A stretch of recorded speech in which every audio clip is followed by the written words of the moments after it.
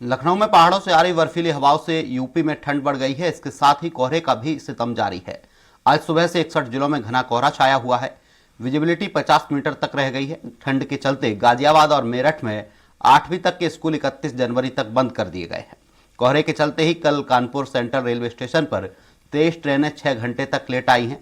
वाराणसी और लखनऊ आने वाली कई फ्लाइट्स भी लेट आई हैं। मौसम विभाग का कहना है कि पछुआ हवाएं चलने लगी हैं। अगले 3 से 4 दिनों तक पूरे प्रदेश में घने कोहरे और सर्द हवाओं का दौर जारी रहेगा।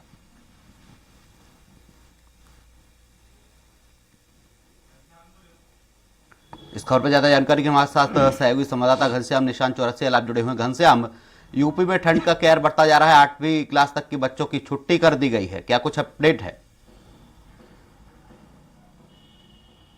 बिल्कुल, मेरठ गाजियाबाद के जो क्षेत्र है वहाँ पे स्कूलों को बंद करने का ऐलान जो है निर्देश वहाँ के जिलाधिकारी ने दिया है। चूँकि वहाँ पे ठंड लगातार पिछले कुछ दिनों से बढ़ रहा था। अब पछुआ हवा के चलते जो पहाड़ी क्षेत्रों पे जो बर्फबारी हो रही है उसका सीधा हवा पहुँच रहा है और कमोबेश इस सीजन का पहला ऐसा दिन है। आज पिछले 24 घंटे की बात करें कि पहाड़ों पे जो बर्फबारी हो रही है, यानी जो गलन वाला जो हवा है पछुआ के जरिए पहली बार राजधानी लखनऊ तक पहुँच चुका है। और राजधानी लखनऊ में भी कमोबेश स्थिति ऐसी है कि सुबह से ही यहाँ पे ठंडी ठंडी हवाएं चल रही है और सूखी ठंडी। यहाँ पे विजिबिलिटी की भी बात करें, विजिबिलिटी तो कम हुई है, लेकिन अभी विजिबिलिटी और बताया जा रहा है कि आने वाले 48 घंटे में और भी विजिबिलिटी कम होगी। कमोबेश पूरे उत्तर प्रदेश की स्थिति ऐसी बनी हुई है और इस सीजन में पहली बार ऐसा हुआ है कि इस तरीके की जो कड़ाके की ठंड है वो उस कड़ाके की ठंड का असर पूरे उत्तर प्रदेश के लगभग सभी जिलों में, सभी जनपदों में पैन यूपी पहुंच गया है और कड़ाके की ठंड बढ़ रही है।